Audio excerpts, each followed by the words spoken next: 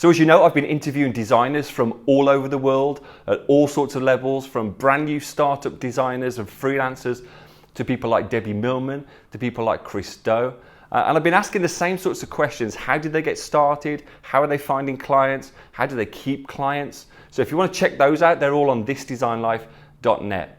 But when I asked Ran Segall, who runs the Flux channel on YouTube, when I asked him the questions, he went a step beyond just answering them by text and did a whole video for me. And here it is. When did you realize you wanted to be a designer?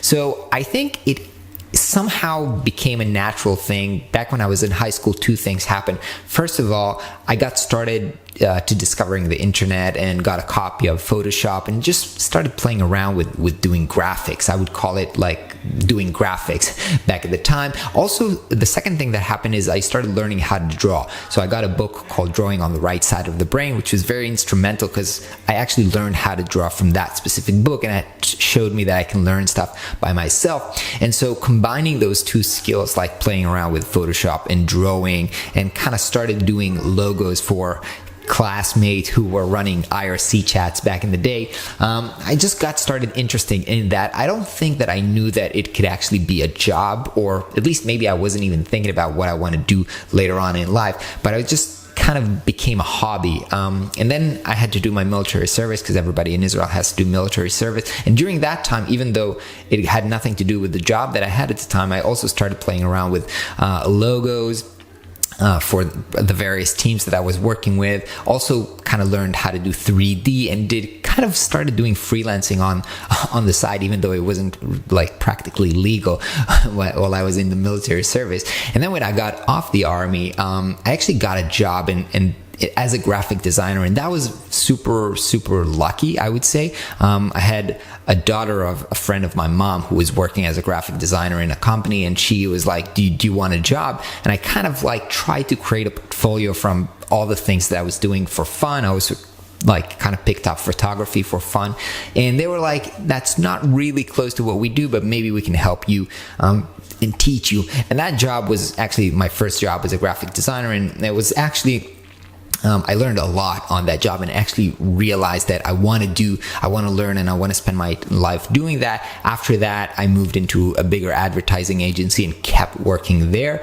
And only there I realized I actually want to go to school and learn that stuff. So actually, when I went to school, I already have like 2 years of practical experience working as a designer. And at that point, it was obvious to me that that's kind of what I want to do with my life. So that's basically the backdrop story. Second question, how did you get started? What was the biggest hurdle you overcame? So I think I just basically shared how I got started. And so I was working in an advertising agency, also part-time while I was studying design, and I studied design for 4 years, kind of like working part-time in the advertising industry on the side, also always doing freelance projects, kind of like branding and websites, always kind of for fun. I would say that the biggest hurdle that I had, and I don't think it's very original, but it's just something that I know that I struggled with, is pricing my work. And I guess it's a result of two things. So the first one is when you get into something because it's your hobby, then you're not used to getting paid a lot for it, or you think it might be wrong. I don't know, at least for me, when I started, I was in high school. So obviously sometimes you're doing stuff for free, for your friends or for your family. So you don't really know how to charge for it. You don't really know what's valuable. Everything at that point when you're in high school would be good money. So you don't have to pay the rent out of that. And also, as my first few jobs were in the advertising industry, to be super honest, the pay there isn't huge. So I was kind of like almost minimum wage working.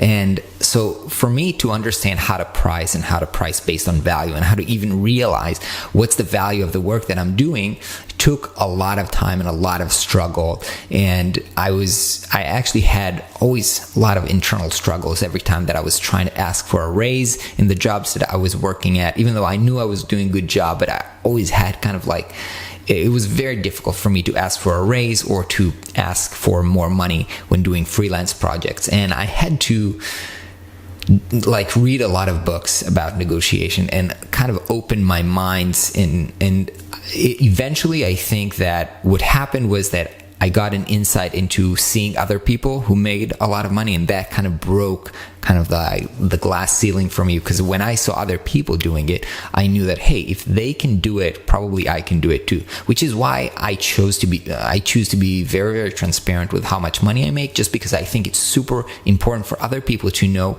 what's possible, because I certainly didn't know that it's possible to make a lot of money as a designer. So I think it's important for other people to know it, because I don't think that I'm better or certainly not more talented than other people. And so I think it's very important that other people know that it's possible, and it's a lot to do with your, state of mind and how you price and how you perceive yourself, because a lot of us designers are very much underpricing our value because we come from this kind of a hobby place.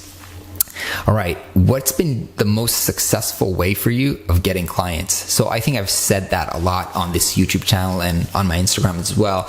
The best way for me to getting clients has been through referrals and through my personal network of friends. So a lot of my design work come from my designer friends. I have a lot of designer friends, both from school and from other, I go to events here in Israel. And so I have a lot of local friends and community of designers. And a lot of the projects that I get are from my other designer friends who sometimes, they are not freelancing anymore because they took on a full-time job, but they're still getting offers. So they might pass them on to me, or somebody is fully booked, they might pass the work to me as well.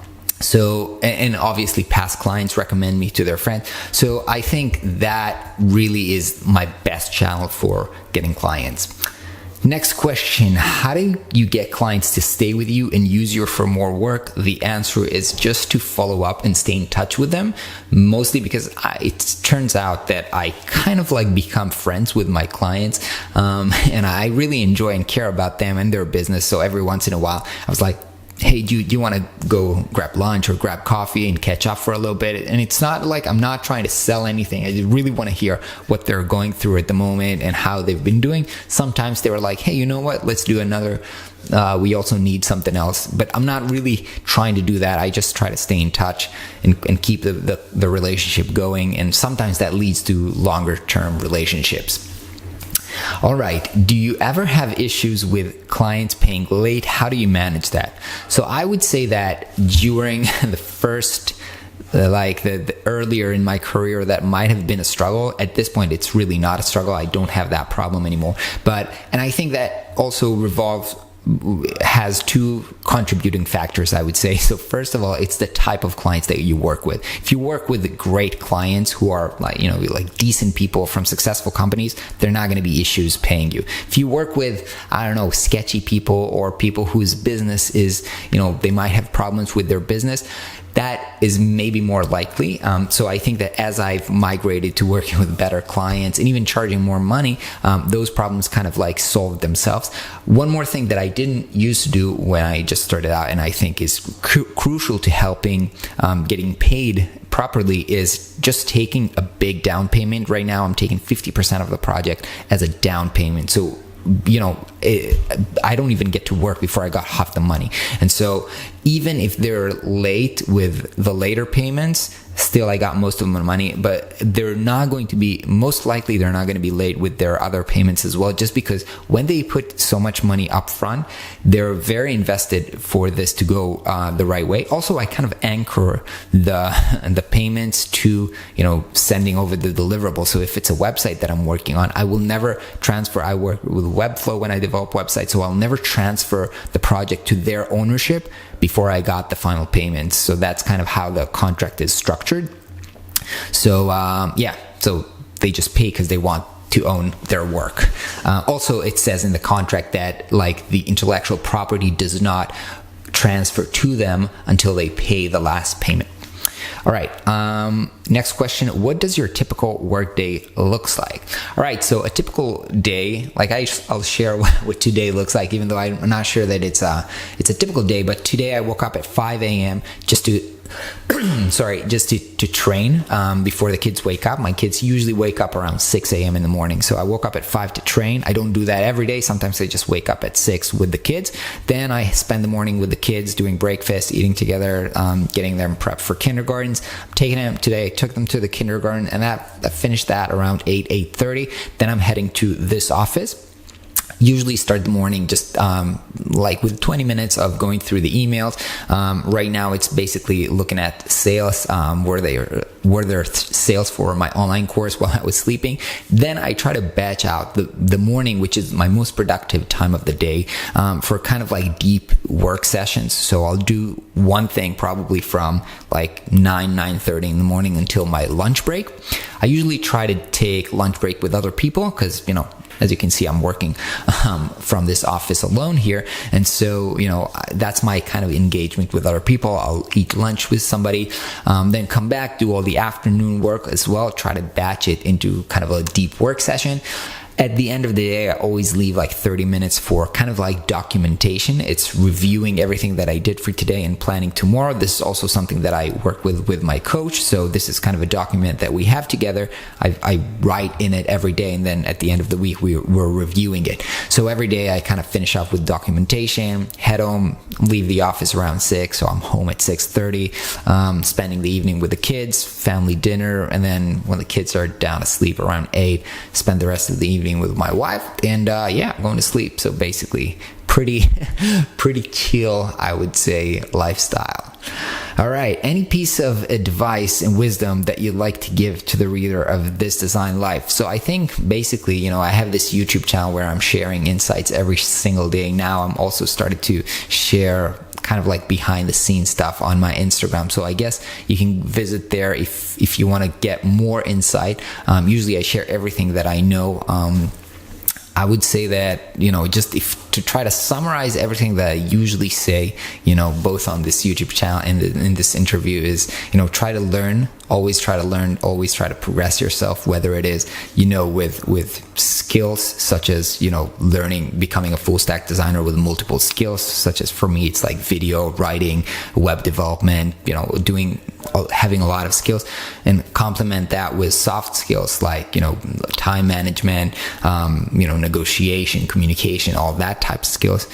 That's what I always try to do, and from my experience, it's working really, really well to create more value and help me succeed. Hope you're having an awesome day. People of Design Life magazine, thank you for reaching out, and I'll catch you guys tomorrow.